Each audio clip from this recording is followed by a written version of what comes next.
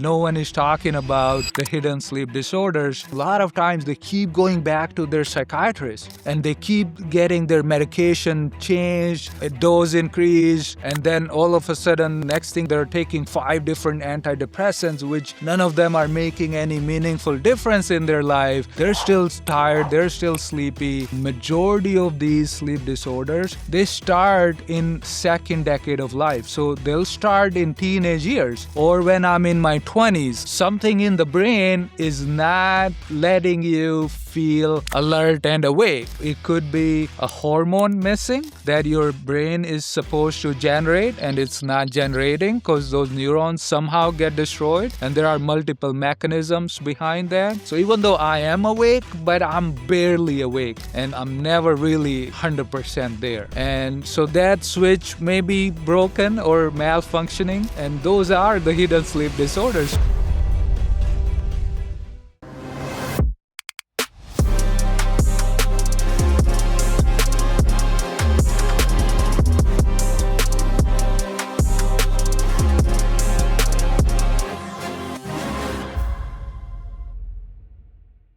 Welcome to the Hidden Sleep Disorder Show, where we uncover the medical conditions that often hide behind chronic fatigue, poor sleep, and unexplained exhaustion. Millions of people wake up every morning feeling tired, even after what seems like a full night of sleep. And many people are told that the problem is stress, lifestyle, or simply not getting enough rest. But in many cases, the real reason is actually something far less obvious. Could be an undiagnosed sleep disorder.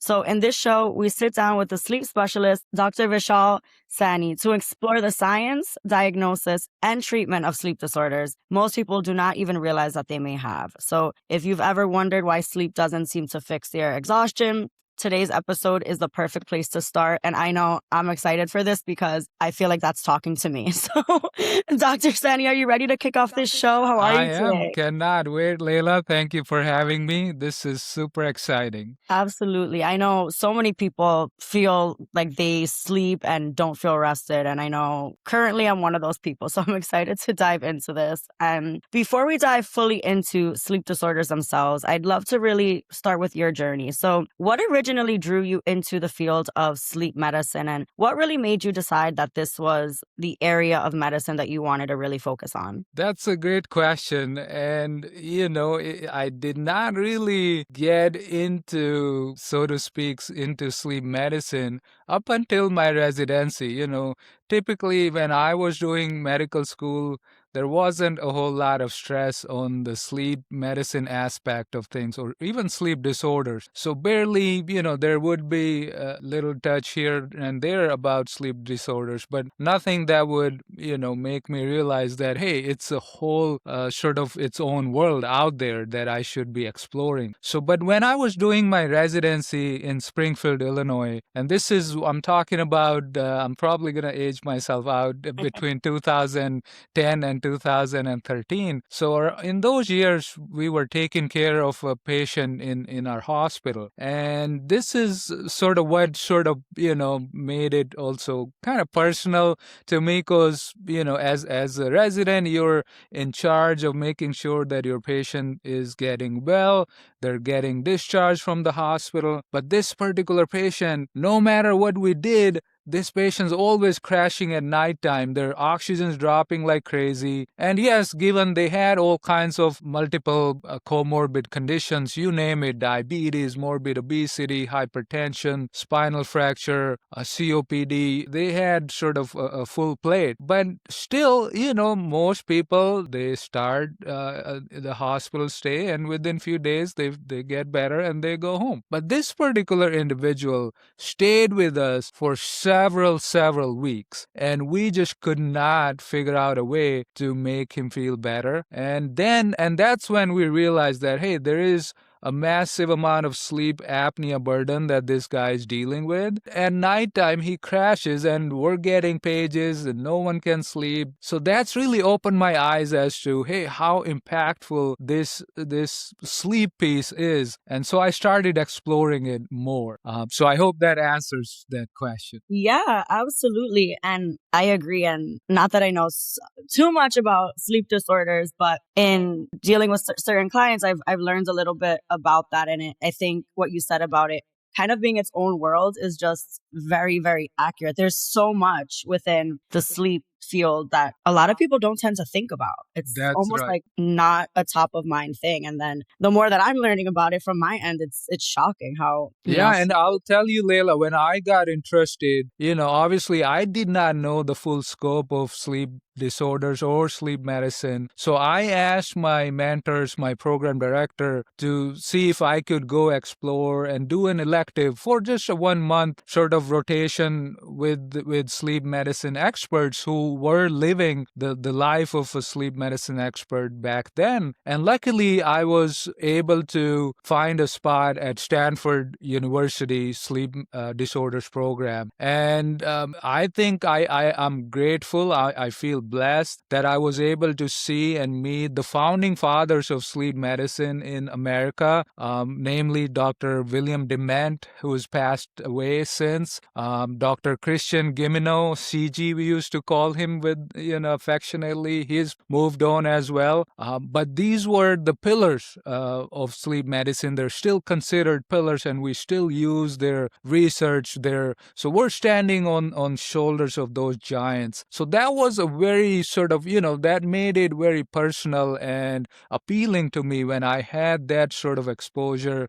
I was also able to, witness and work in the clinic for narcolepsy at Stanford, which is where Dr. Minio, who's considered the world's narcolepsy authority on this, and I was able to closely see and sort of that passion rubbed on me, I think, and I'm glad it did. So I was grateful for that opportunity. But that's really what steered my career path into sleep medicine and sort of made my choice that okay, this is probably what I'm going to do for the rest of my life. Absolutely. And I know that many physicians kind of have that moment or experience that really shapes their career path. And this may have been what you just mentioned, but was there anything else that comes to mind, or maybe a particular patient experience or moment early in your career that made you realize how truly important sleep medicine was? I know you touched on it right now, but was there anything else that really comes to mind? So, yes, actually, quite a few then.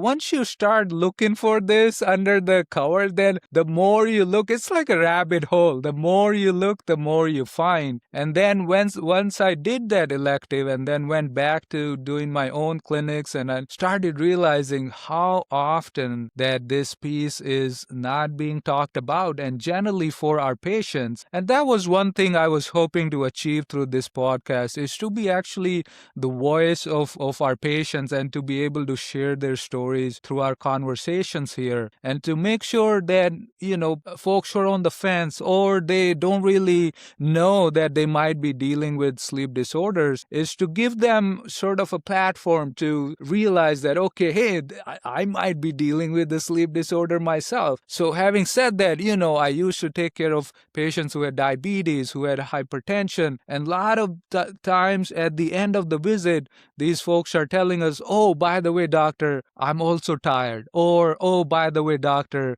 So usually it's, oh, by the way, conversations that they're having at the end of the visit. But, in an era of fast-paced medicine where, the time is limited, right? We're not able to spend hours and hours with our patients. So then those conversations, you have to really have a pretty high suspicion to be able to catch those. But these patients are out there telling, providers, whether you're a psychiatrist, whether you're a primary care doctor, any specialty, even cardiology, nephrology, you name it, it impacts every single person. So it's very, very broad. And once you realize that, you start to envision and you start to see it everywhere. Absolutely. And I think one of the big questions most people have is, how is it possible for someone to sleep 7 or 8 hours and still just wake up feeling exhausted? That really hits the nail on the head. And I cannot tell you, that's probably the most frequently asked question in the practice that I get. It's like, okay, it doesn't make any sense, especially when you do not have,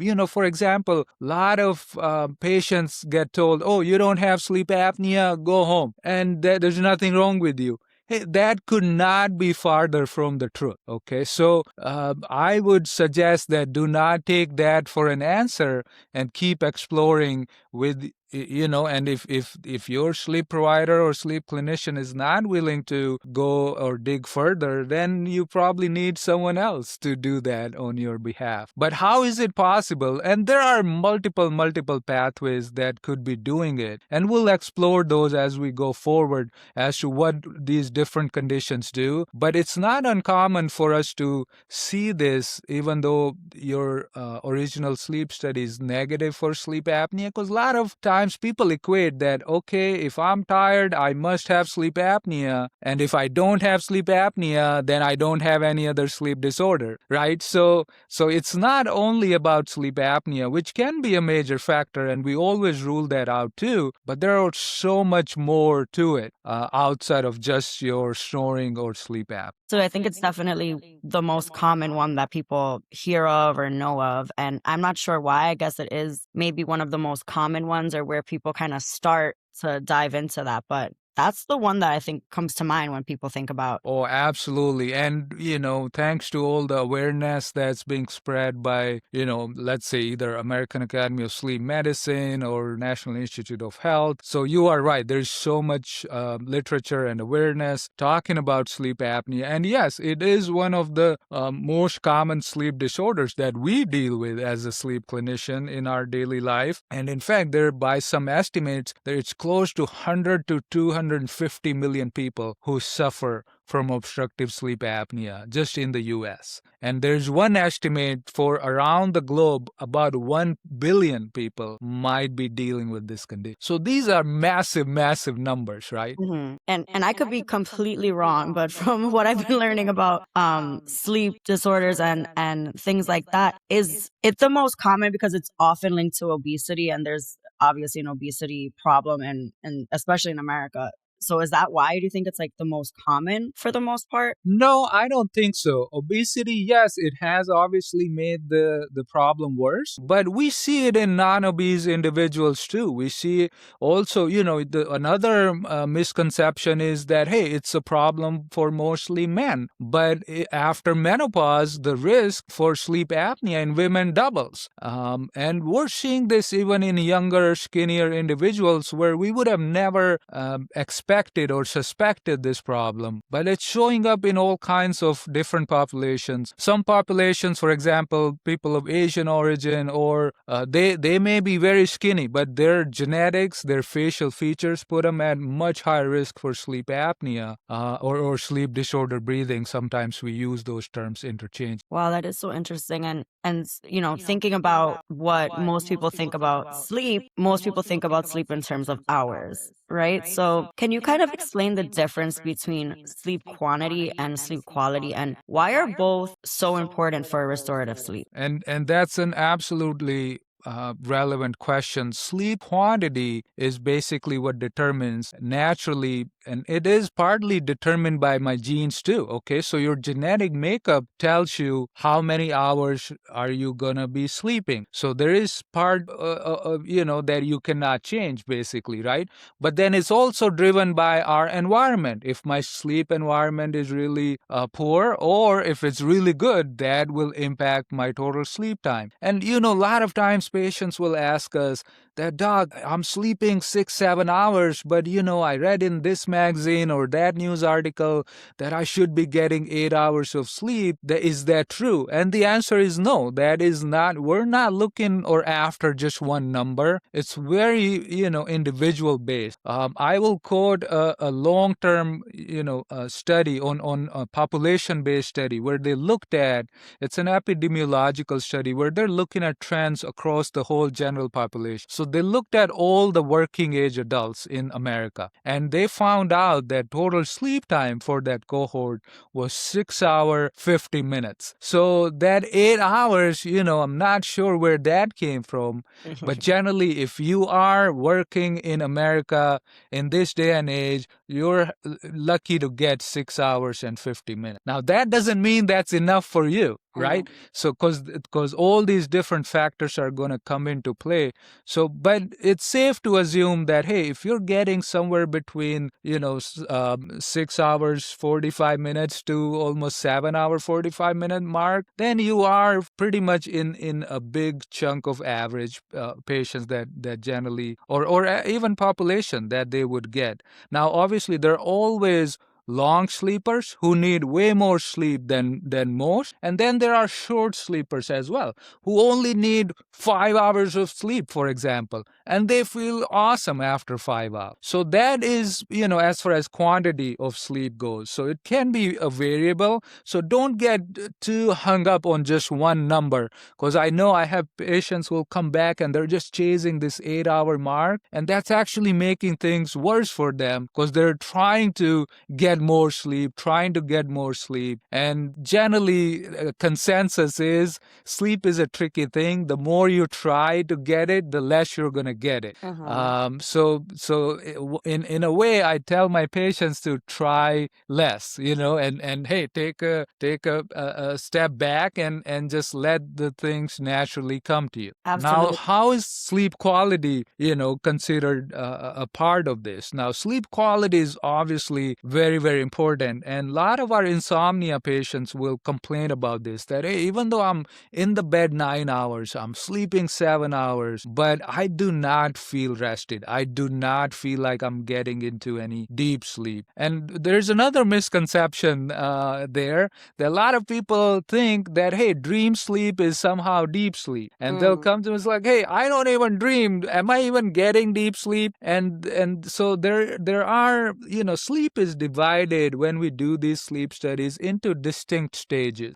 Generally, I'll name them just for reference. Stage 1 and 2 are considered light sleep stages. Stage 3 is considered a deep sleep stage. And then the fourth stage is called REM sleep or REM sleep, which is where a lot of dreaming is happening. But my brain is pretty active. In fact, when we are looking at the brain waves during sleep study, it's almost as active in REM sleep, while compared to awake, they look very similar. Okay, so REM sleep is, even though it is a dream state sleep, but I wouldn't call it the deepest sleep. Okay, so deep sleep is something different. And as I'm getting older, our brains tend to lose the capacity of generating deep sleep. And that's something we are finding more and more when we do these sleep studies, that, hey, your brain is no longer making any deep sleep. So I have, pretty much every single day I run into a case where their deep sleep is zero. But, these are some of the things you would never find out without really getting a very comprehensive sleep testing and evaluation. Absolutely. And I even, going back to the amount of hours, I know for me, and I'm sure for everyone, you think, oh, I'm exhausted, I want to sleep, I'm gonna, maybe I have this day off, I'm gonna sleep as much as I can, and you wake up and you feel worse. You're like, how can I sleep for 8-10 hours or whatever it is, and think that you're catching up on sleep, and you wake up feeling super exhausted. Exactly. So, and it is different for everyone. That's right. And, you touched on this. So we sort of classify these patients into our hypersomnia patients category. Okay, so insomnia is where, hey, I have difficulty falling asleep, I have difficulty staying asleep. And at the opposite end is what we call hypersomnia, where no matter how much I'm sleeping, I'm still exhausted. I'm still feeling tired, just like you said. And then we have to look for very different sort of set of sleep disorders. We call them central disorders of hypersomnia, which basically means something in the brain is not letting you feel alert and awake. Now, it could be a hormone missing that your brain is supposed to generate and it's not generating because those neurons somehow get destroyed, and there are multiple mechanisms behind that. Or even though you're awake, think of it as a light bulb where you could turn up or turn down the intensity, so that light bulb never reaches the full intensity, so I never feel fully awake in that sense. So even though I am awake, but I'm barely awake, and I'm never really 100% there. And so that switch may be broken or malfunctioning. So those are and those are the hidden hidden sleep disorders, which as a sleep physician make our life interesting and exciting to sort of diagnose those or uncover those. Yeah, absolutely. No, that is so interesting. And I think that a lot of people kind of use the words fatigue or sleepiness interchangeably, right? But what is the difference between fatigue and excessive daytime sleepiness? And why is it that distinction is so important in sleep medicine? It's extremely important, Leila, and this is the question I ask every individual who comes to me who reports that I am sleepy or I'm tired. And most commonly, people use the word tired because, for some reason in our culture, being sleepy is not looked upon very well. But if you're tired, then everyone thinks, oh my gosh, you must be working really, really hard, right? So being tired is a trophy, but being sleepy is a curse. That's a common saying in our field, okay? So I asked this question, to pretty much every single patient that, okay, are you really tired or are you sleepy or both? And then they pause and they have to think about it before they actually answer. And now, so how we try to distinguish between tiredness and sleepiness is, are there instances where you just want to close your eye or you accidentally doze off where you didn't really intend to, for example in a boring meeting or a boring movie, right? And the other good example when most of us get drowsy is while driving, especially if it's more than 30 minutes, or if I'm commuting, in NYC, if I'm in a metro or subway, right? So those would be the times where if I have higher propensity, higher risk for falling asleep, or have higher burden of sleepiness, that I might doze off. Now, there are times, and we have patients who feel extremely tired and sleepy, but because they feel terrible after a nap, they're always fighting to not fall asleep because they do not find it helpful. And so they're always, trying to fight it off, and they'll never say I'm sleepy. They'll always say I'm tired. So are there tests for us to sort of help figure this out? Because sometimes it turns into this whole chicken and egg situation where you can never really tell them apart. So that's where some of the sleep testing comes in to help us. And one of those tests we do, it's called a nap study, where we have someone take multiple naps throughout the day that gives them opportunity to fall asleep. And we look for, when their brain falls asleep, how quickly it does that, and if it's entering into any abnormal sleep patterns. So that gives us a pretty good idea that, am I dealing with a sleepy person, or it might be just fatigue. But, I think sleepiness is way more common than we realize, but we sort of keep chalking it up to fatigue and keep blaming all the other conditions to do that. So I'm sure we'll go into that in more detail, but that's generally how I'm trying to figure out whether I'm dealing with a tired person or a sleepy person or someone who has both. Absolutely. Yeah, I think that that's something we'll definitely dive into deeper in future episodes. But I think that's a very good high level way to kind of explain it, because I would have never thought about it that way at all. You kind of think it's all the same. We're not, unless you're in the field, I don't think anyone has that knowledge that they are different, right? And this show is called The Hidden Sleep Disorder Show, right? So what are a few of the hidden sleep disorders that might surprise people because they're actually more common than we really realize? Hey, that's a great question, and we have a few, which makes our life fairly exciting. So one of them is, whenever I have, from our earlier conversation, you said, hey, I'm always tired, I'm always sleepy. What to do with those patients? Now, there is sort of a big misconception out there that, hey, narcolepsy, which a lot of people think narcolepsy is where, hey, I'm talking to you and then suddenly I'm falling asleep, right? Which the reality is that most narcoleptics do not present that. It's actually a very, very tiny percentage that would be so maladaptive or who would have such a massive burden. But most narcoleptics could easily, pass through as a normal sleeper, even though they have extreme burdens of sleepiness. So that's one condition that is very hidden, because whenever I say narcolepsy, people are thinking about, videos where a kid is laughing and all of a sudden their whole body crashes and they fall down on the floor. But in real life, it's super subtle, and it takes an astute clinician to sort of find it and pinpoint what the exact cause might be. The other hidden sleep disorder that comes to my mind, which we're seeing actually quite commonly now, especially with this whole epidemic of memory loss, dementia, and as our population lives longer and healthier lives longer and longer, we're seeing more dementia and memory loss in our aging population. But the hidden sleep disorder in that population is, we call it REM behavior disorder, or RBD for short, which in simple words, what it is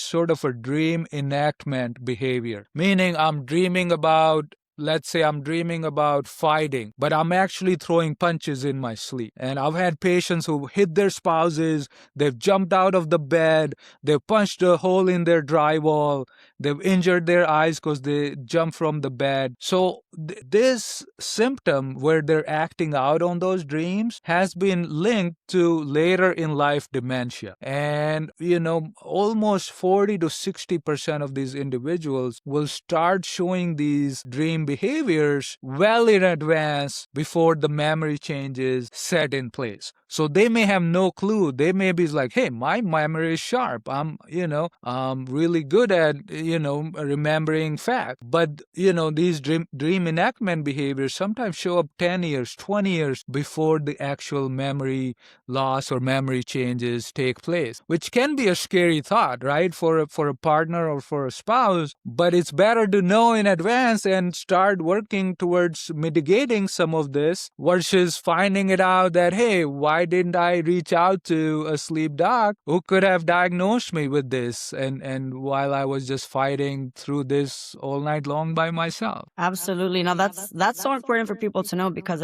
you can prevent things later in life. Like I'm sure a lot of people are shocked to hear that. I'm shocked because I would have never even thought that those two things are correlated. So it's interesting that, to be aware and pay attention to that, because you could prevent so many things later on in life. And for example, many patients go years without a diagnosis, right? So why are sleep disorders, do you think, so often overlooked, or even why are they misdiagnosed so frequently? Well, one, they're hard to diagnose, right? You need to have a lot of training, and you need to be suspicious about finding these, like, okay, I may be dealing with a sleep disorder. So some of the delays because of that. But there is also, I commonly see this delay in my sleepy patients or hypersomnia patients who may be dealing with narcolepsy or idiopathic hypersomnia.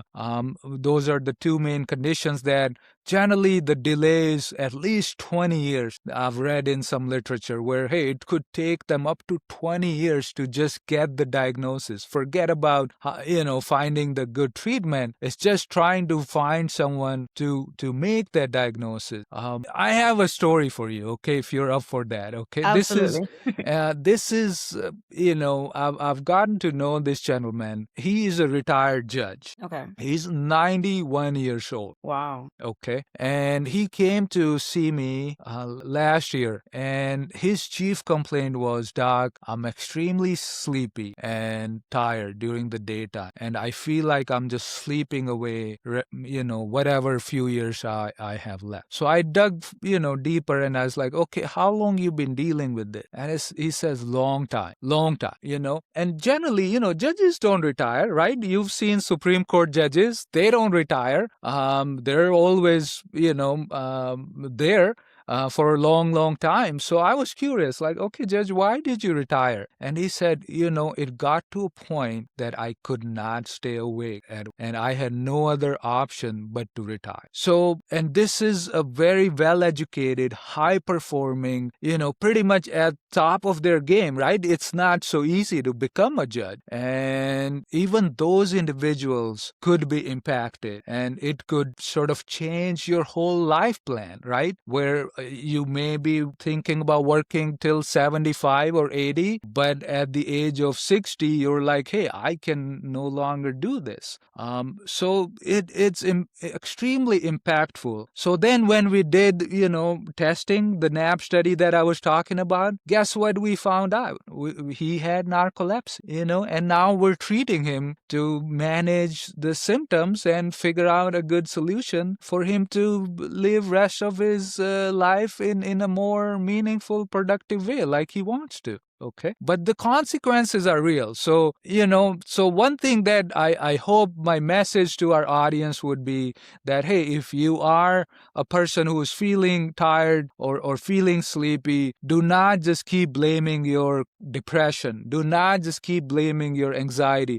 Do not just keep blaming your stressful work. Do not just keep blaming your stress from your family life, or, hey, I have a new kid, so all those things, people are really good at finding excuses. I've learned that when it comes down to explaining what might be causing their sleepiness. And all of us have our theories, but I would challenge everyone to, hey, let's put your theories to test. Let's do some sleep testing and figure it out and make sure we're not missing any sleep disorders that might be hidden. And I think that that's why this conversation and this entire show is so important, because, for example, you just said, it's easy to don't blame it rather on your depression, on your anxiety. And that's exactly what we all do. Oh, I'm tired. Oh, I haven't been feeling well. And these things I'm sure contribute, but I'm sure that it's not the only thing, right? There's all these disorders that it could be. And no one really thinks about that. No one's mind goes to in that realm. It's always, I worked harder this week, or I'm stressed out about this, or I'm depressed. For example, people who are depressed and depressed people can sleep for hours or not sleep at all, depending how it affects them. And I'll give you, since we're talking about depression, a lot of times they keep going back to their psychiatrist and they keep getting their medication changed, a dose increased. And then all of a sudden, next thing you know, they're taking 5 different antidepressants, which none of them are making any meaningful difference in their life. They're still tired, they're still sleepy, but no one is talking about the hidden sleep disorders. And hey, that's why you and I are talking about. Absolutely. And I wanted to comment on the story you told about the 91-year-old judge. That's incredible. And I love that even at that age, she finally decided to take that step. I mean, imagine having a new lease on life almost at 91. Absolutely. Super and this is, you're right, it's especially commendable because majority of these sleep disorders, they start in second decade of life. So they'll start in teenage years or when I'm in my 20s. So you can imagine if someone is waiting from their 20th birthday till their 90th birthday, you've already wasted 70 years of your life, So I hope our audience will not waste that much time in getting the help they need. Absolutely. I'm sure everyone listening is probably thinking about their own sleep, because I know I am. I'm going through my head. Do I have anything going on? So it's so important to shed light on this. And, for example, if leads me into my actual next question about that is, if someone suspects that their sleep, might not be normal, what symptoms or warning signs should really prompt someone to actually go and seek a sleep evaluation? That's right. And that's a very relevant question to our discussion, because your body will try to tell you this, right? You just have to sort of kind of pay attention to some of these. So how I would break it down is let's break it down into 3 big buckets of sleep disorders, okay? So one set of sleep disorders is where, hey, there's something wrong with my breathing, whether I'm snoring too loud, or I quit breathing in my sleep, or I'm breathing funky, so that's one set of disorders where either your spouse is complaining that how you're so loud and I want to kick you out of my bedroom, which happens a lot though. We call it sleep divorce, and that happens a lot. So that's one set of disorders. And the second set of disorders is where we're dealing with insomnia bucket, where, hey, I have hard time falling asleep or a hard time staying asleep. And these are the folks who will take forever to fall asleep when they first go to bed. They may have a lot of sleep-related anxiety, or it's like, hey, my mind is always racing. I cannot turn it off. Or I wake up in the middle of the night. I go to bed just fine, but after 3 hours, I wake up and then my mind is racing and I can't turn it off. So that's the insomnia bucket. So that's your body trying to tell you that, hey, this is something going on here. Can you pay attention to this, right? And then the third bucket is where I'm dealing with hypersomnia conditions, where I'm tired, I'm fatigued, I'm waking up with headaches in the morning, my mouth is dry in the morning, I'm waking up 3, 4, 5 times to go to the bathroom at nighttime, which I never used to do that. And I used to think that this was only a men problem, but I've ran into women waking up 3, 4, 5 times, and they're, most women, it's much easier to just blame childbirth for everything. It's like, oh,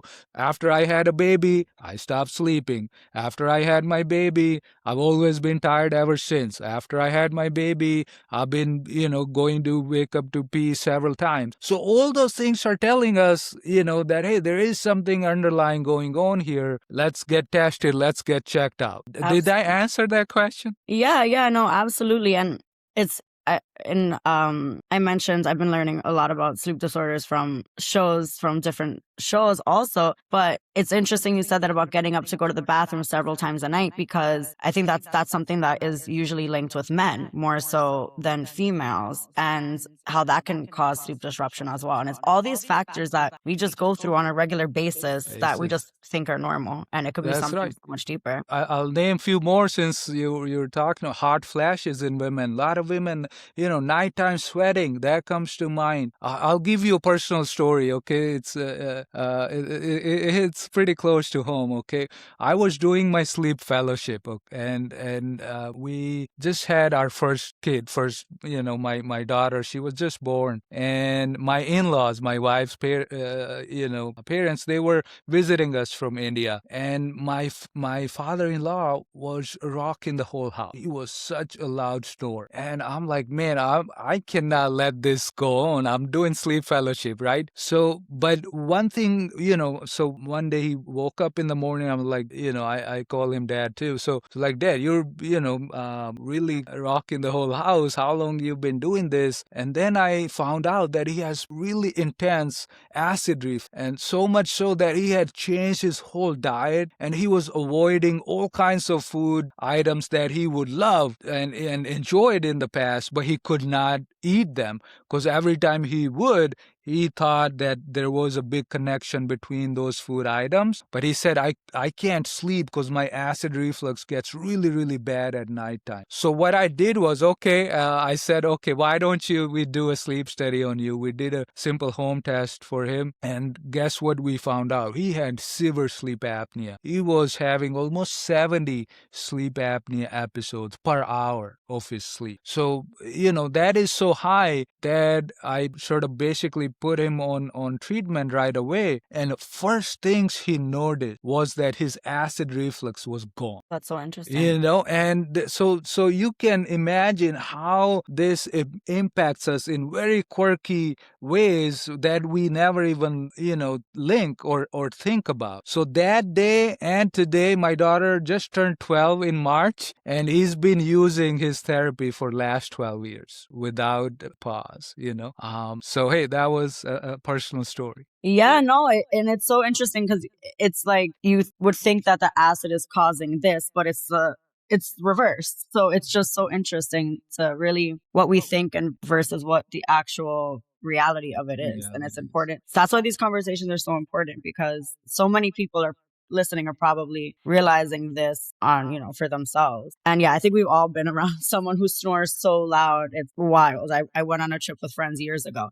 I mean, this was a good almost 10 years ago. And you're saying that story, and all I could think about was how someone on the trip snored so loud we can hear on the bottom floor of the house from upstairs. We had to make sure that this person had their own room. No one could sleep near them. And it's like a lot of people might not even know that they're doing that if you're not sleeping next to someone or sleeping in a house with people. So it's interesting. And I think it's important for people who notice this in someone to tell them, because you don't know what you're doing when you're sleeping half the time. And Leila, it makes you a very less attractive partner, right? If you're like, hey, if you're in a dating game, in that world, if you're found out you're snoring super loud and not taking care of yourself, Yeah. it's hard, sleep is precious, and we have to, sort of fight to preserve, especially in this attention economy where everyone wants your attention and we're always on our screen. Sleep gets discounted a lot. Absolutely. And disrupted. People fall asleep holding their phones and all these different things. And I'm sure we'll talk about this in a future episode too about, sleep hygiene at night and ways to make sure that, you're getting a better sleep and not using light for a certain amount of times or putting your phone down or things like that. But it's so common, like you said, and I'm guilty of it, half the time too, doom scrolling or falling asleep near my Hey, phone. I'm a sleep physician. I'm guilty too. I'm not gonna lie. We all do it. Hey, it's just crazy how these guys have our psychology Oh, yeah. really figured out. Absolutely. And yeah, I'm excited for all the future episodes because there's, I think, so much to dive into. And well, this has been the first episode of the Hidden Sleep Disorder Show with Dr. Saini. I think I'm so excited about the show because I feel like I'm learning so much and I'm so intrigued by all of this now. But, if you're listening or you've ever felt exhausted despite really getting what seems like a full night of sleep, today's conversation is an important reminder that sleep problems are not always simple. And sometimes the real issue is a sleep disorder that hasn't even been diagnosed yet. So if you found this episode helpful, be sure to follow the show so you don't miss the upcoming conversations. And if you know someone who constantly struggles with sleep or unexplained fatigue, or now that we know, loud snoring, you consider sharing this episode with them. Make sure that you share it with someone who can use it and learn from it. And thanks for everyone who's listening or watching this first episode of the Hidden Sleep Disorder Show with Dr. Saini. Thank you so much. It was great speaking with you, and I cannot wait for the future episodes. Thank you, Leila. See you next time.